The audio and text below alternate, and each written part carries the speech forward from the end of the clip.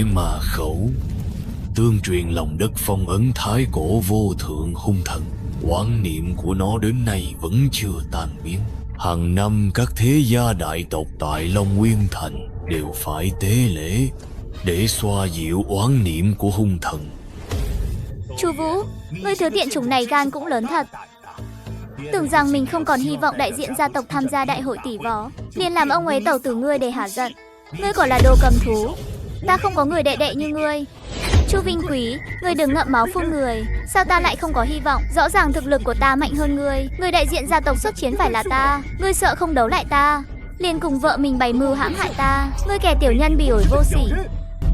Ta cùng vợ mình bày mưu hãm hại ngươi. Nực cười. Ngươi có bằng chứng không? Chu Vũ, trở thành đá lót đường cho ta chính là cống hiến lớn nhất của ngươi cho Chu gia. Sau khi huyết tế hung thần, phúc lành của hung thần sẽ chỉ khiến ta càng thêm hùng mạnh. Chết đi.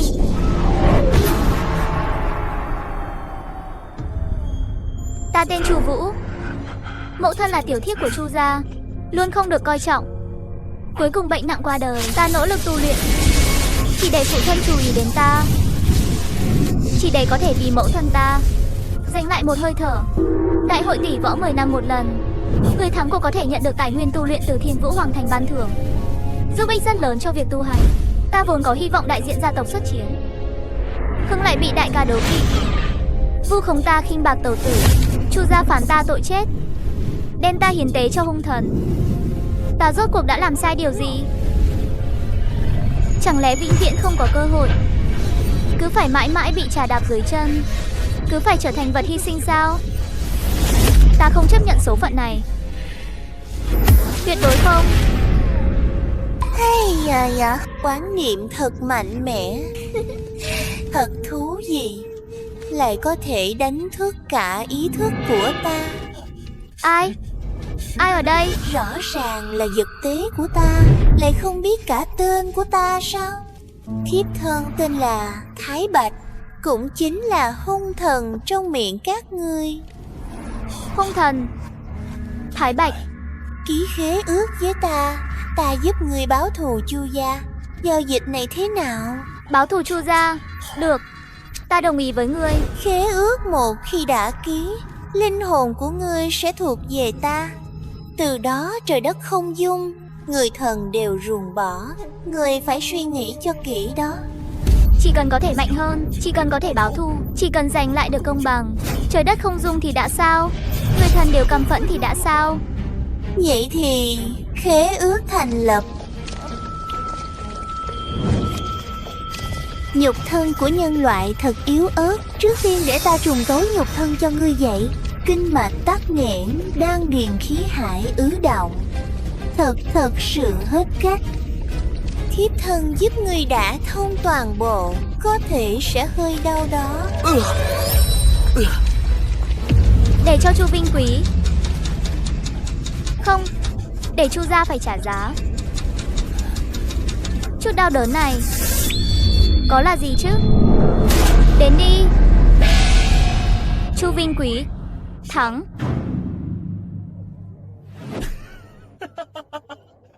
Thật dễ như trở bàn tay. Suất tham dự đại hội tỷ võ năm nay là của ta rồi, còn ai không phục? Vinh Quý thiếu gia được lão già hết mực cưng chiều, kẻ nào không có mắt dám tranh với hắn chứ? Đúng vậy, nghe nói Chu Vũ trước kia chính vì đắc tội với Há đã bị lôi đi huyết tế rồi. Ai? Ai? Là Chu Vũ. Hắn chưa chết, tóc hắn sao lại bạc trắng thế kia? Tên tiện chủng này không phải đã bị hiến tế cho hung thần rồi sao? Sao có thể sống sót trở về? Chu Vũ, tên dâm tặc nhà ngươi lại chưa chết. Vậy thì quỳ xuống xin lỗi tẩu tử ngươi đi, xem nàng có chịu tha thứ cho ngươi không. Nếu không, ngươi không xứng bước vào cửa nhà này. Trêu ghẹo đại tẩu. Hôm đó rõ ràng là ta cứ bám giết lấy ta không buông mà. Động tác quyến rũ người cũng thật thành thục, không biết đã về vãn bao nhiêu gã nam nhân hoang dã rồi. Chu Vinh Quý, đầu ngươi mọc cả một thảo nguyên xanh gì, ngươi còn không biết sao? Lại dám hỗn xược với đại tẩu ngươi, xem ra hôm nay không dạy dỗ ngươi là không được rồi. Chu Vũ, Cho dù ngươi may mắn thoát chết trong gang tấc, cũng đã kiệt sức rồi phải không? Ngươi căn bản không thể là đối thủ của ta, lại có thể đỡ được một quyền của ta. Sao có thể?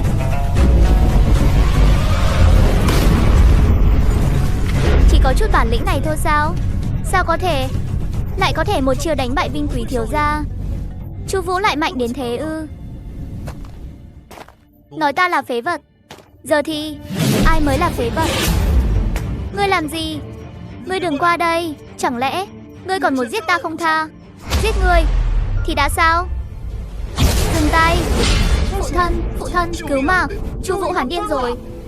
Con tuyệt đối không làm chuyện bại hoại danh tiếng Chu gia. Là Chu Vinh Quý bọn họ vu oan cho con. Hiện tại chút thực lực này của Chu Vinh Quý căn bản không đỡ nổi một chiêu của con. Đáng lẽ con phải đại diện Chu gia xuất chiến. Chu Vũ, ngươi bất kính huynh trưởng, bại hoại nhân luân. Trong tộc đã có định luận, ngươi không có tư cách đại diện Chu gia. Lui ra. Thì ra là vậy. Chân tướng là gì? Ai mạnh ai yếu thật ra căn bản không quan trọng. Ông chính là muốn thiên vị Chu Vinh Quý. Kể từ hôm nay, ta và Chu gia các người ân đoạn nghĩa tuyệt. Những kẻ đã từng sỉ nhục ta, các ngươi rửa sạch cổ mà chờ đó.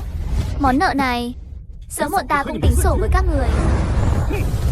Ngông cuồng, thằng nghịch tử này, nghiệt xúc. Phụ thân, người phải cứu Vinh Quý, nó sắp không xong rồi. Việc cấp bách là chữa trị cho Vinh Quý trước. Thằng nghiệt xúc đó dường như có kỳ ngộ, phải dò xét thực hư của nó. Với thực lực hiện tại của ta, hành hạ Chu Vinh Quý thì không vấn đề. Không đối đầu với Chu Mục và các trưởng lão kia thì vẫn quá tự lượng sức mình. Phải tìm cách nhanh chóng nâng cao tu vi. Ma thú Tử Văn báo, nghe nói loại ma thú này ngon nhất, sức mạnh ngang ngửa thất trùng thiên võ giả. Đến đúng lúc lắm, Chu Vinh Quý thứ rác rưởi đó dưới tay ta không chịu nổi một chiêu. Để xem con ma thú nhà ngươi thì thế nào. Trọng pháo quyền lại có thể miểu sát cả Tử Văn báo ngang ngửa thất trùng thiên. Xem ra sau khi được Thái Bạch trùng tố nhục thân đả thông kinh mạch, ta đã sở hữu thực lực vượt xa cảnh giới hiện tại. Đây, đang lo tối nay ăn gì? Hay là lấy con thú này làm bữa tối luôn nhỉ? Chậm đã, ăn trực tiếp thì lãng phí quá. Thiếp thân dạy ngươi một chiêu hiệu quả hơn nhé. Thái Bạch, ngươi từ đâu chui ra vậy? Đừng hoảng hốt, sau khi ký khế ước, thiếp thân đã đồng hành cùng ngươi rồi. Hải Vũ Xung Sấn Xiên Chi Phả.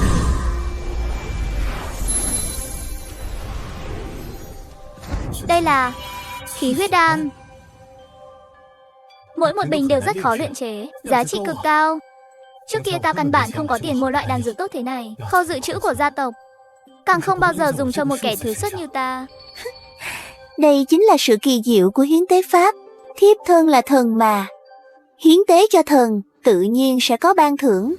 Thiên võ đại lục, tu hành giả vi tôn.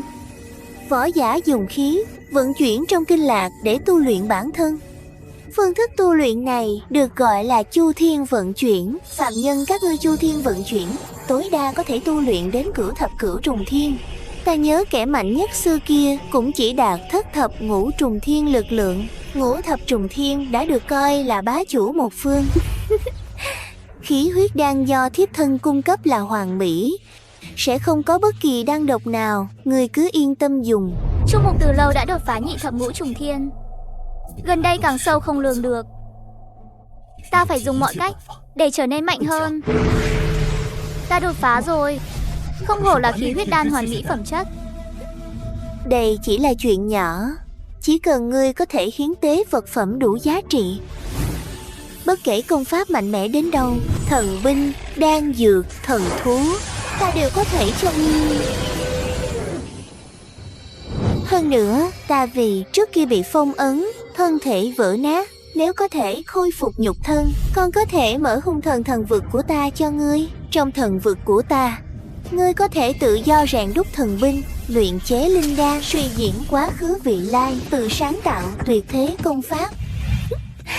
Nếu dỗ ta vui vẻ, ta còn có thể cho ngươi thêm chút phúc lợi đó. Cái này thì không cần.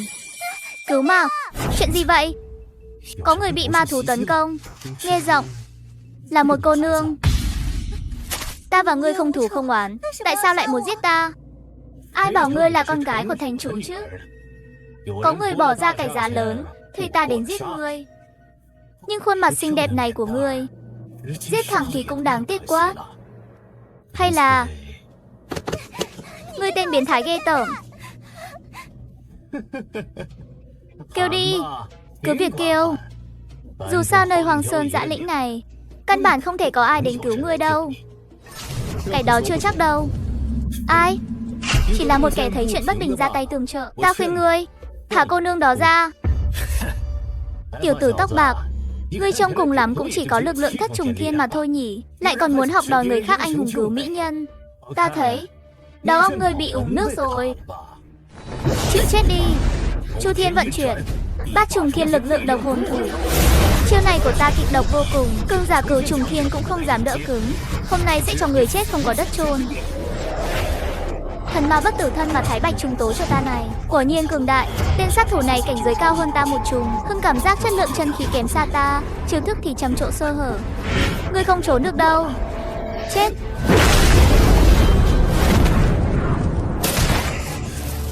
Không thể nào, ta lại có thể bị một tiểu tử thất trùng thiên. Người này thật lợi hại, lại có thể một quyền đánh bại sát thủ cảnh giới bát trùng thiên. Nếu không gặp được huynh ấy, hôm nay ta đã lành ít dữ nhiều rồi. Tiểu thư nhà thành chủ, tên sát thủ này còn có đồng bọn không? Không, chính xác ta chỉ có hắn một mình. À, phải rồi. Tiểu nữ tên Đường U. Xin hỏi công tử tôn tính đại danh. Tại hạ Chu Vũ, chỉ là một kẻ nhàn rỗi. Chuyện đã giải quyết xong, Đường tiểu thư mau chóng về thành đi. Đợi một chút. Chu Vũ, ngươi theo ta đến thành chủ phủ một chuyến nhé. Ta sẽ kể lại sự việc cho cha ta, ông ấy nhất định sẽ trọng thưởng cho ngươi. Thành chủ phủ. Chu gia những năm nay ngấm lôi kéo thế lực trong thành, có ý muốn thay thế vị trí thành chủ của Đường gia. Nếu đứng về phía thành chủ phủ, khiến mưu đồ bao năm của Chu gia đổ bể, đến lúc đó sắc mặt của Chu Mục và đám lão gia kia chắc chắn sẽ rất đặc sắc. Huống hồ ta hiện giờ thấy đơ lực mỏng, kết giao với Long Nguyên thành chủ quả thực là một lựa chọn không tồi. Được thôi, nếu Đường tiểu thư đã có lòng tốt, vậy tại hạ sẽ đi một chuyến.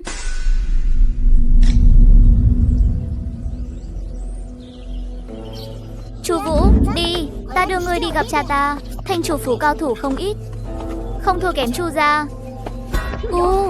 Mỗi ngày càng vô pháp vô thiên rồi. Không chỉ lén lút ra ngoài chơi, còn dẫn một kẻ lạ mặt về. Tỷ, gã nam nhân này là ai? Trông bộ dạng nghèo hèn. Tại hạ Chu Vũ, may nhờ lòng tốt của U tiểu thư, làm phiền quý phủ. Họ Chu, có quan hệ gì với Chu gia của bản thành không? Tại hạ vốn là thứ xuất của Chu gia, cũng đã đoạn tuyệt quan hệ với Chu gia rồi. Thì ra là một tên thứ xuất bị Chu gia đuổi đi. Chu gia các ngươi và thành chủ phủ chúng ta đối đầu đã lâu. Ngươi đến đây làm gì? Tỷ, Chu Vũ là khách của muội, sao tỷ có thể vô lễ như vậy? Chu Vũ, ngươi đừng để ý tỷ ấy, tỷ ta tính tình vốn là như vậy. Người nào? Là cha. Cha, xảy ra chuyện gì vậy? Có thích khách. Người đâu? Mau gọi đại phu.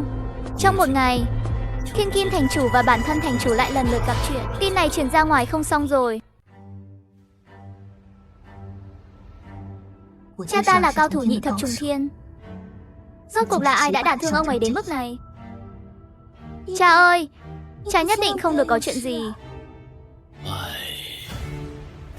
Lão thành chủ chúng kịch độc, độc tính đã xâm nhập toàn thân kinh mạch, còn đang lan sâu vào ngũ tạng lục phủ. E rằng lão phu bất lực rồi. Trần đại phu, ngài là thần y nổi danh Long Nguyên thành mà, sao lại có thể bất lực chứ? Nếu cần dược liệu quý hiếm, chúng tôi ở đây cần bao nhiêu cũng có. Không liên quan đến dược liệu, kẻ dùng độc e rằng cũng là một cao thủ nhị thập trùng thiên. Đan dược tầm thường căn bản không thể giải độc. Cha nhất định sẽ qua khỏi. Các thế gia ở Long Nguyên thành nội tình thâm hậu, thành chủ phủ chỉ miễn cưỡng duy trì cục diện hòa bình. Nếu lão thành chủ cứ thế mà qua đời, các đại thế gia nhất định sẽ tìm cách đoạt quyền. Chu gia cũng sẽ nhân cơ hội bành trướng. Ta sẽ không để giấc mộng đẹp của Chu gia thành hiện thực. Thái Bạch, ngươi nghe được không? Nhớ ta rồi sao? Đừng diễn nữa. Ngươi có biết cách chữa trị độc thương cho lão thành chủ không? Ngươi tưởng ta là ai? Thần thì không gì không biết, huống hồ chỉ là chút giải độc pháp. Có điều tu vi ngươi hiện giờ quá yếu, cưỡng ép giải độc có nguy cơ bị độc tính phản phệ. Dám thử không? Sống chết ta còn không đặt nặng, mạo hiểm một chút có là gì. Tuyệt đối không thể để thành chủ gặp chuyện, tạo cơ hội cho Chu gia lớn mạnh. Độc của lão thành chủ thì không có cách nào giải rồi. Hưng theo phương thuốc của ta, biết đâu con có thể kéo dài thêm vài ngày. Thành chủ phủ xem chừng sắp tiêu rồi, gia sản chắc chắn cũng không giữ được. Hay là kiếm thêm của họ một mớ? Không cần thiết. Độc của lão thành chủ cứ để ta giải, không lấy một xu. Dám phá đường tài lộc của lão tử. Ngươi là tiểu tử hoang ở đâu ra, dám ăn nói ngông cuồng. Ta là thần y hay ngươi là thần y? Vốn dĩ lão phu có thể kê một đơn thuốc để lão thành chủ ra đi thanh thản hơn. Không ngờ thành chủ phủ lại dung túng một tiểu tử hoang đến sỉ nhục lão phu. Phương thuốc cũng khỏi kể nữa. Cứ vậy đi, lão phu cáo từ. Chân thần y, ngài không thể đi. Đúng vậy, cha tôi hoàn toàn trông cậy vào ngài. Chân thần y, tiểu tử họ Chu, ở đây có phần cho ngươi nói sao? Ta nói sao người lại xuất hiện vào lúc này? Chẳng lẽ chính là Chu gia các ngươi hạ độc thủ, phái tên gián điệp nhà người đến xác nhận tình hình? Người đâu? Bắt Chu Vũ lại cho ta. Chu Vũ, ngươi không nên cãi lại Trần thần y. Mau quỳ xuống, dập đầu nhận lỗi với Trần thần y. Chỉ là một tên nhóc vắt mũi chưa sạch mà dám ngông cuồng trước mặt lão phu. Không dập đầu cho lão phu 180 cái. Ngươi đừng hòng đứng dậy. Chỉ là một tên nhóc vắt mũi chưa sạch mà dám ngông cuồng trước mặt lão phu. Không dập đầu cho lão phu 180 cái. Ngươi đừng hòng đứng dậy. Ta không phải gián điệp của Chu gia. Ta đã đoạn tuyệt với Chu gia. Chu Vinh Quý suýt chút nữa đã bị ta phế bỏ. Chuyện này các người có thể đi dò hỏi. Độc của lão thành chủ, tên lang băm này không giải được. Ta nói ta có thể giải. Nếu các người không cảm kích, vậy ta đi là được chứ gì. Đợi đã. Chu Vũ, độc của cha ta, ngươi thật sự có cách giải sao? Ta nói có thể, chính là có thể. Tỷ, chuyện đã đến nước này, sẽ không còn cục diện nào tệ hơn nữa đâu. Hay là cứ để Chu Vũ thử xem. Chu Vũ đã cứu muội, muội tin huynh ấy là người tốt, sẽ không hại cha đâu. Tiểu muội ngươi. Tỷ, nếu đã như vậy, vậy thì để hắn thử một lần. Chu Vũ, nếu ngươi dám lừa ta. Đợi đã. Tiểu tử này rốt cuộc đã cho hai nhà đầu nhà họ Đường uống hồn mê thuốc lú gì, lại có thể ba hoa vài câu liền dỗ dành chúng không coi lão phu ra gì. Trị bệnh giải độc không phải võ công cao là lợi hại đâu. Ngay cả lão phu cũng bỏ tay hết cách. Ngươi, một tên nhóc danh, thì có cách gì? Lão phu không tin. Nếu chị không khỏi thì tính sao đây? Nếu chị không khỏi, ta tự sát tạ tội, đích thân xuống âm tào địa phủ hầu hạ lão nhân gia ngài. Được, cứ quyết định vậy đi. Nếu ta trị khỏi, vậy thì tính sao đây? Nếu ngươi thật sự có thể trị khỏi, vậy chính là lão phu tài không bằng người. Lão phu bái ngươi làm thầy. Ngươi muốn bái sư, ta còn chưa chắc muốn nhận. Thế này, nếu ta trị khỏi cho lão thành chủ, ngươi quỳ xuống, dập đầu cho ta 100 cái nhé. Ngươi bắt lão phu dập đầu cho ngươi. Ngươi thua thì mất mạng. Lão phu thua, chỉ cần dập vài cái đâu. Cực này không hề tương xứng. Quả nhiên là một tên ngốc. Lão già này giả vờ tức giận, e rằng trong lòng đang mừng thầm. Chỉ tiếc là ta cực lớn đến đâu cũng không sao. Còn ngươi, đến lúc đó thật sự phải dập cho ta 100 cái đầu. Được rồi, đừng cãi nữa, cứ quyết định vậy đi. Chu Vũ, ra tay đi. Thái Bạch, đến đây. Vốn dĩ muốn giúp hắn loại bỏ độc tố, phải cần tu vi trên nhị thập trùng thiên mới được. Nhưng ngươi hiện giờ có thần ma bất tử thân do ta trùng tố, chất lượng chân khí cực cao, không cần phiền phức như vậy nữa. Học cho kỹ đây. Đây là tuyệt học y thuật thái cổ.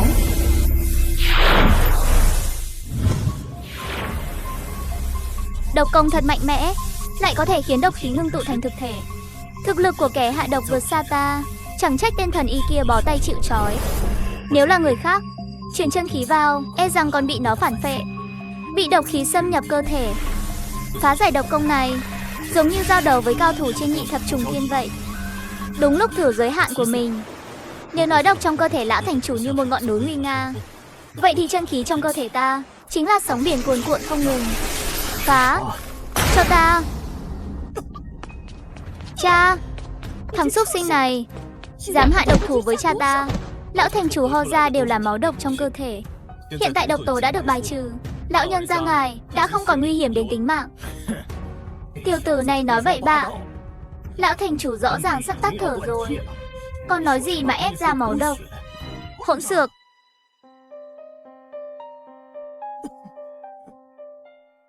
Ai nói lão phu sắp tắt thở? Cha, người tỉnh rồi. Suýt chút nữa đã đặt chân vào Quỷ Môn Quan. Đa tạ vị công tử này tương cứu. Công tử là ân nhân cứu mạng của lão phu. Cha, hắn chỉ là một tên thứ xuất chu gia, không đáng để người hành đại lễ như vậy, mất thể diện lắm. Ngươi, đồ hỗn xược, con dám ấm ức. Cha, con là lo lắng cho người mới. Mau mau xin lỗi vị công tử này ngay. Không cần đâu. Đại tiểu thư cũng là một lòng hiếu thảo với ngài. Ngài vừa rồi đã trách mắng cô ấy, tại hạ cũng không tính toán nữa.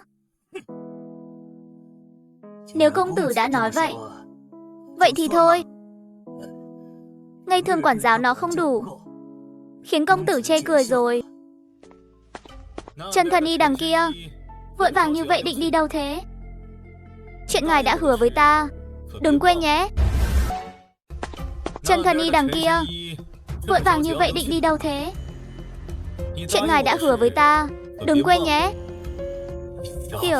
Tiểu tử, ngươi thật sự muốn lão phu dập đầu cho ngươi sao? Trước đó là lão phu coi thường ngươi, cùng lắm thì xin lỗi ngươi một tiếng là được chứ gì.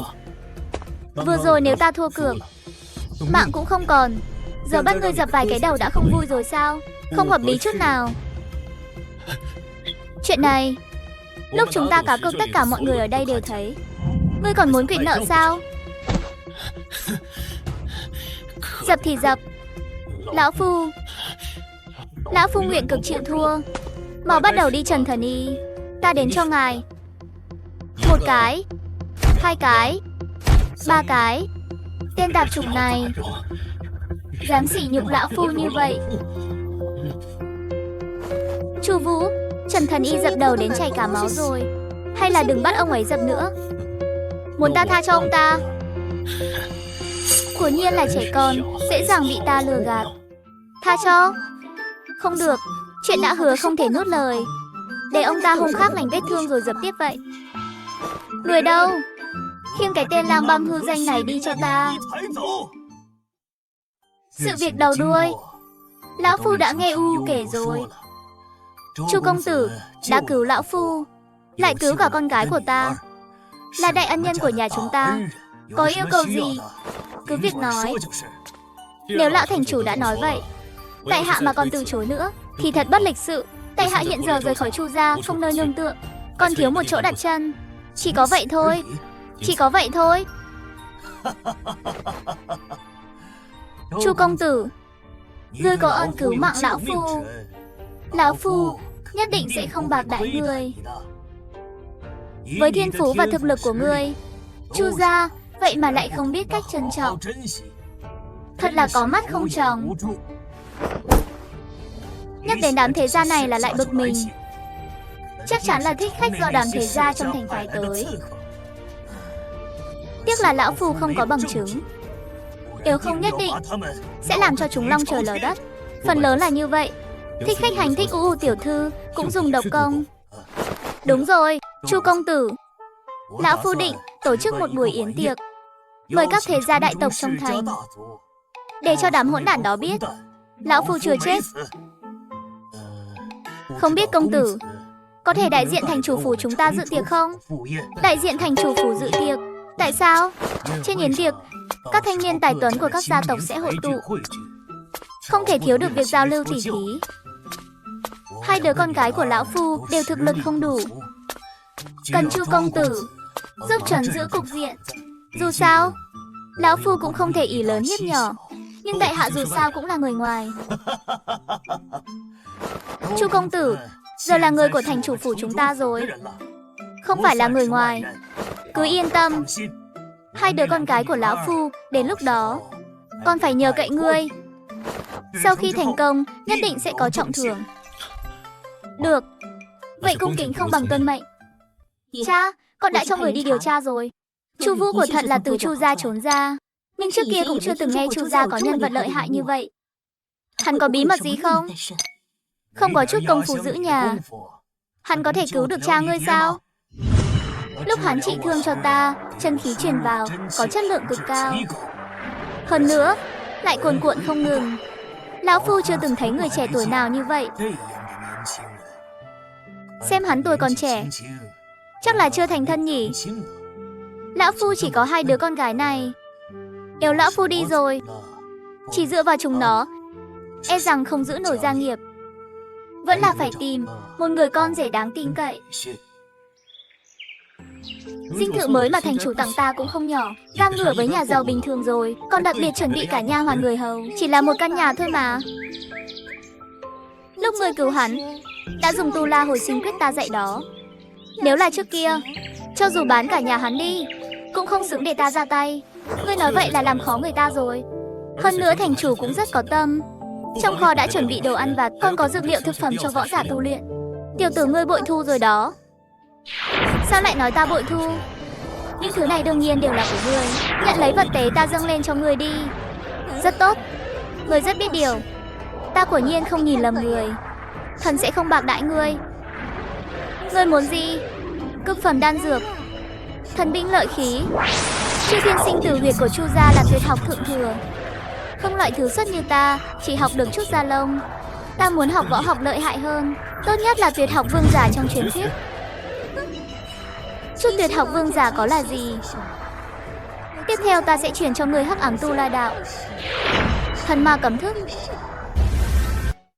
Hùng diệu xâm lâm, cách thành Long Nguyên chưa đến 30 dặm, thường có yêu thú xuất hiện, võ giả dưới thập trùng thiên, căn bản không dám đến gần. Chiêu thức của Hắc Ám Tu La Đạo lại khó luyện đến vậy. Tu luyện ở đây 3 ngày 3 đêm, chân khí của ta đã đột phá đến bát trùng thiên rồi. Đây là thần ma cấm thức, làm sao có thể dễ dàng luyện thành như vậy? Tiếng gì vậy? Là Nhẹ Giáp Hùng Vương. Sao lại to lớn đến thế?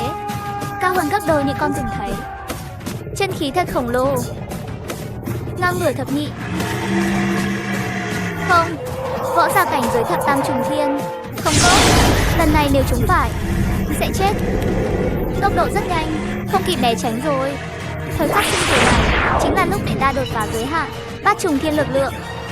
Hắc Ám Tu La Đạo không cùng bạo phá kích.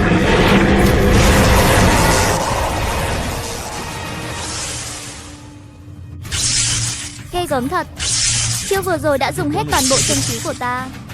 Hùng vương này mạnh mẽ đến vậy, chẳng lẽ là biến dị chủng? Có thứ gì đó từ thân thể bay ra, lại trực tiếp dung nhập vào cơ thể ta. Vận may của ngươi không tệ, trong cơ thể con ma thú này lại có một mảnh vỡ của ta. Mau chóng hấp thu luyện hóa nó, sẽ giúp ích rất lớn cho việc tu hành của ngươi. Mảnh vỡ của ngươi, trước đó ngươi nói thân thể người vỡ nát, yêu có thể thu thập mảnh vỡ trùng tố nhục thân, có thể mở hung thần thần vực, phải không? Không sai, nhưng đây chỉ là một phần rất nhỏ. Thần vực thì ngươi đừng nghĩ tới nữa. Xem nó có thể cung cấp cho ngươi thứ gì khác không. Một mảnh vỡ đã có thể chứa đựng lực lượng mạnh mẽ đến vậy. Thực lực trước kia của Thái Bạch rốt cuộc khủng bố đến mức nào? Dường như Thái Bạch đang chiến đấu với cường giả khác. Chẳng lẽ là ký ức của nàng? Loại võ đạo tràn đầy khí tức hung ác, sát phạt này khiến người ta mở rộng tầm mắt. Đây là khôi giáp. Chân khí ngưng tụ thành khôi giáp thực chất. Đây là thủ đoạn của thập ngũ trùng thiên trở lên. Việc người hấp thu mảnh vỡ thuận lợi hơn ta tưởng, lại có thể dung hợp thành công trực tiếp, ngộ ra hung thần chiến giáp trước kia của ta. Nhưng chiêu này rất hao tổn chân khí. Cho dù là ngươi, cũng chỉ có thể duy trì tối đa một nén hương. Một mảnh vỡ đã có thể thu hoạch lớn như vậy. Nếu tiếp tục tìm được các mảnh vỡ khác, chẳng phải còn nghịch thiên hơn sao?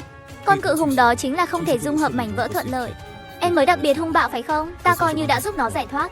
Thi thể này cứ đem hiến tế đổi thành đan dược đi. Sắp đến ngày khai tiệc rồi. Em về thôi. Chủ Vũ ca, huynh về rồi. Mấy ngày nay muội đến tìm huynh, thấy huynh đều không có ở nhà. Huynh đi đâu vậy? Chỉ đi tu luyện thôi. Quên không báo thành chủ phủ một tiếng, khiến muội lo lắng rồi. Đi một vòng, ngó một cái, xem một lượt nào. Kẹo hồ lô mới ra lò đây. Cút ngay, đừng cản đường đại gia. Đều tại tên tiểu xúc sinh chủ Vũ đó, hại ta mất hết mặt mũi trước mặt phụ thân.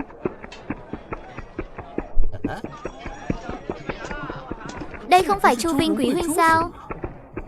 Rõ ràng là đi dự tiệc, sao lại có vẻ mặt khó chịu vậy? Ngươi là Triệu Hoành Anh của Triệu gia. Gia môn bất hạnh, xuất hiện một tên nghiệt chướng, làm phụ thân ta tức giận không nhẹ. Ta nghe nói lão gia thành chủ kia đã bị sát thủ chúng ta mời đến đánh trọng thương. Sao đột nhiên lại muốn mở yến tiệc? Chẳng lẽ lão ta không sao? Kẻ ra tay là cao thủ của Thi Độc giáo. Lão già đó chắc chắn đã nửa sống nửa chết rồi, chỉ là hư trương thanh thế thôi. Các tỷ muội hoa trong nhà lão ta thì xinh đẹp thật, có cơ hội nhất định phải chiếm lấy. Đi thôi, Chu huynh. Nghe nói tiểu tử này là thiên tài đệ nhất của Triệu gia, 3 năm trước đã đột phá cảnh giới thập trùng thiên. Chết tiệt, đại hội tỷ võ, ta không muốn gặp phải kẻ này. Rót rượu, đầy vào. Hôm nay đến đây đều là thanh niên tài tuấn của các gia tộc. Xem ra mọi người đã đến đông đủ rồi, nhưng phụ thân ta sức khỏe có chút không ổn, cho nên yến tiệc này do ta và Xá muội thay mặt chủ trì. Sức khỏe không ổn. Ta thấy lão thành chủ sắp xuống lỗ rồi thì có. Đừng ra đại tiểu thư, hay là cân nhắc cả vào Triệu gia ta đi. Hai nhà kết thành thông gia, chẳng phải là mỹ mãn sao? Ngươi, Triệu công tử, ngươi lại nói xấu cha ta, còn vô lễ với tỷ tỷ ta. Nơi này không chào đón ngươi. Đường Nhị tiểu thư, ngươi như vậy là không biết thời thế rồi. Đợi ta cưới được Đường đại tiểu thư, ngươi chỉ có thể làm tiểu thiếp mà thôi. Cản rỡ, cút cho ta. Ngươi là kẻ nào dám đánh lén ta? Ngươi là kẻ nào dám đánh lén ta? Chu Vũ, tên thứ xuất hạ tiện nhà ngươi sao lại trà trộn vào đây? Không đúng, ngươi đã bị đuổi khỏi gia môn rồi. Kẻ này vô lễ, lời lẽ thô tục, còn định quấy rối hai vị tiểu thư.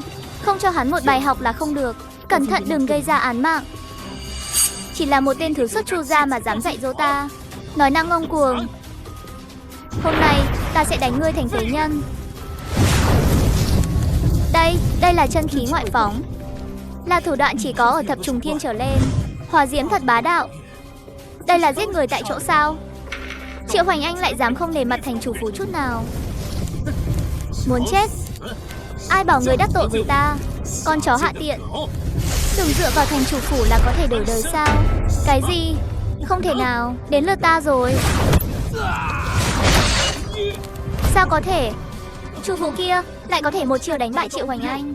Triệu Hoành Anh là tài năng kiệt xuất của thế hệ trẻ Triệu gia mà, trong số đồng lứa ở thành này cũng được xếp hạng. Hoành Anh, ngươi sao rồi? Trưởng lão, kinh mạch của ta bị tên xúc sinh này chấn nát rồi. Tu vi cả đời của ta. Tiểu tử, ngươi dám phế con cháu Triệu gia ta. Hôm nay ta muốn ngươi đền mạng. Một quyền lực lượng thập bát trùng thiên, ngươi đỡ nổi không? Triệu Hoài lão huynh, ngươi trẻ tuổi xô xát với nhau, ngài hà tất phải nhúng tay? Là lão thành chủ sao? Ngài ấy không phải sức khỏe có vấn đề sao? Tin đồn ngài ấy đã trọng thương, sao trông không có vẻ gì cả? Lão phu ta sức khỏe tốt lắm, vừa rồi chỉ là có chút việc, đến trễ một chút. Ai đồn bậy lão phu sức khỏe không ổn thế? Lão già này thực lực dường như lại tinh tiến. Lão thành chủ cố ý đến trễ một bước, thì ra là muốn dẫn dắt ra khỏi hang, xem thế gia nào nhảy nhót hàng nhất. Thì ra lão thành chủ không sao, xem ra Chu Vũ này có chỗ dựa vững chắc rồi. Chưa chắc, tên tiểu tử kiêu ngạo này trực tiếp phế Triệu Hoành Anh, Triệu gia chắc chắn sẽ không bỏ qua. Cho dù lão thành chủ có ở đây, ông ta cũng không thể không nói lý, xem Triệu gia làm khó tiếp thế nào. Thành chủ, người của phủ ngài lại dám hạ độc thủ với thiên tài Triệu gia ta. Thành chủ phủ chính là ý thế hiếp người như vậy sao? Nếu ngài muốn bao che tư tình, phải cân nhắc hậu quả của sự phẫn nộ từ các thế gia chúng tôi. Đúng vậy, chủ Vũ, tên hạ tiện vô sỉ, bất trung bất hiếu này, lại dám ra tay độc ác như vậy trước bản dân thiên hạ. Thành chủ đại nhân phải chủ trì công đạo, nếu không, Chu gia ta là người đầu tiên không đồng ý. Vừa rồi chủ Vũ là thay ta ra tay. Công bằng tỉ thí, Triệu Hoành Anh tài không bằng người, sao lại nói là hạ độc thủ? Triệu Hoành Anh, ngươi coi thành chủ phủ ta không người, lời lẽ bất kính với hai đứa con gái ta, còn muốn động tay động chân, tưởng lão phu không biết sao? Thành chủ, ngài đừng vội tức giận, chuyện này để ta xử lý.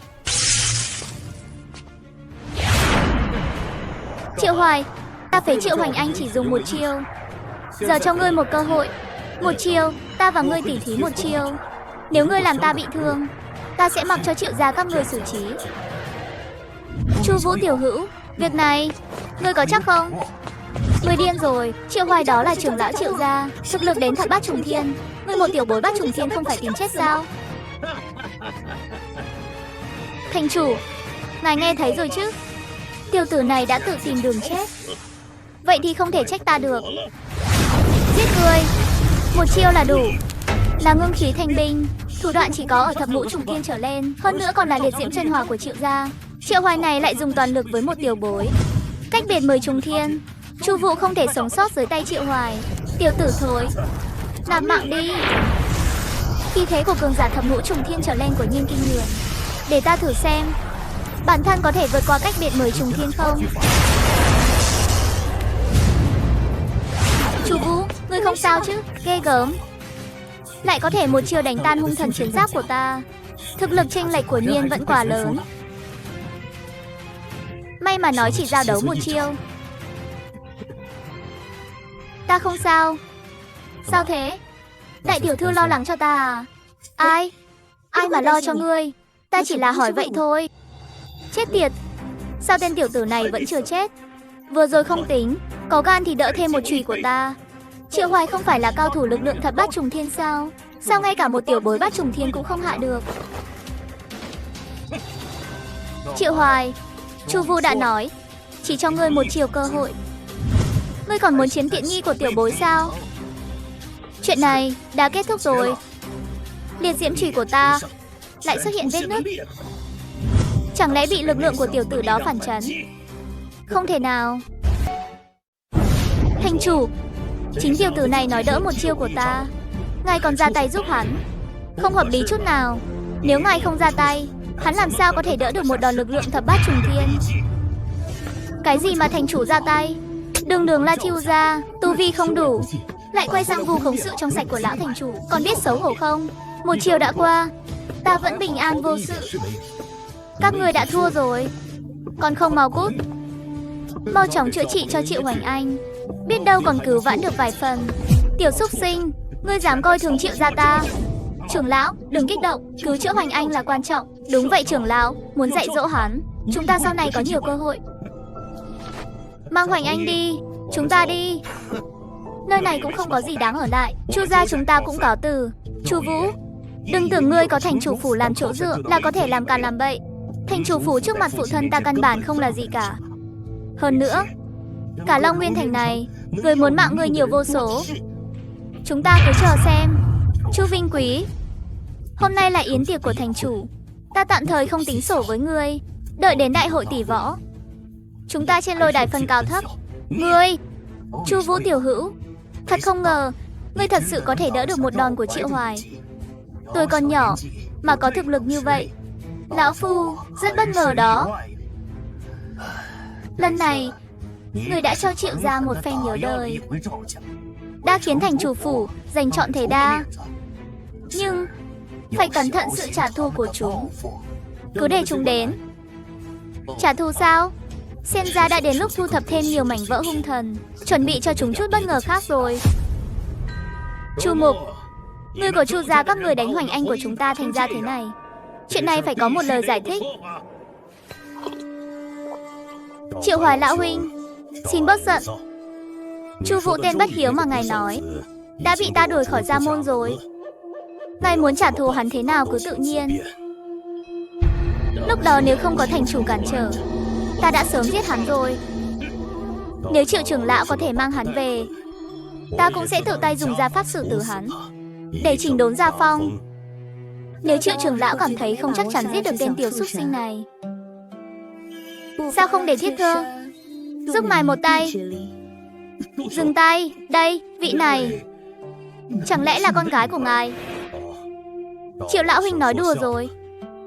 Đây là tiểu thiếp mới cưới của ta, Tĩnh Mịch Quân. Đây, một mỹ nhân như vậy lại cản ta giết tên nghịch tử đó. Chẳng lẽ định dùng mỹ nhân kế? E rằng quá hoang đường rồi. Triệu trưởng lão đừng lo lắng, Thiết Thân sẽ không ngáng đường ngài.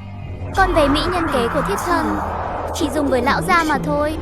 Tên tiểu xúc sinh đó cũng xứng sao? Nhị thập trùng thiên. Lương chân khí kích độc này là cao thủ của Thi Độc giáo, ít nhất cũng là cấp bậc trưởng lão trong môn. Chu Mục lại có thể khiến trưởng lão Thi Độc giáo làm tiểu thiếp của hắn. Chu Vũ, trước kia của thật không để ý đến tiểu tử này, cứ để di nương này đến thương yêu nó một phen vậy.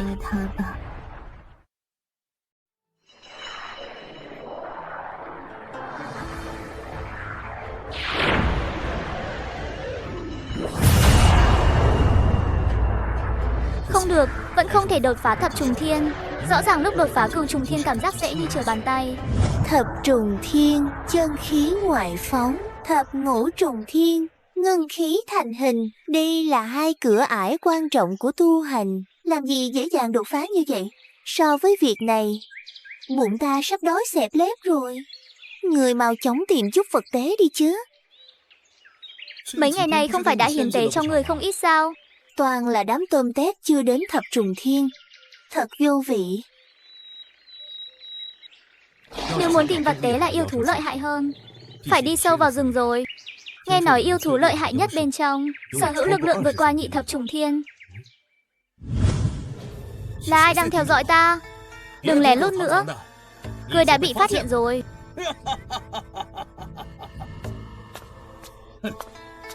Tiểu tử nhà ngươi cũng cảnh giác thật. Có điều, như vậy chỉ khiến người chết nhanh hơn thôi. Triệu Hoài, người đã đắc tội với Triệu gia, còn dám một mình ra ngoài. Vậy thì nạp mạng đi. Muốn chết? Tưởng thực lực ta vẫn như trước sao?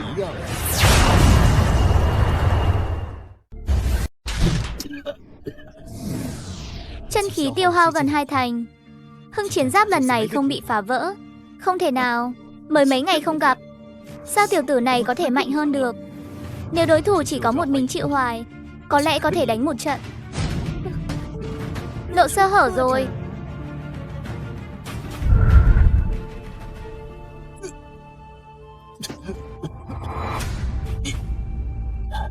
Ta hình như đã gặp ngươi.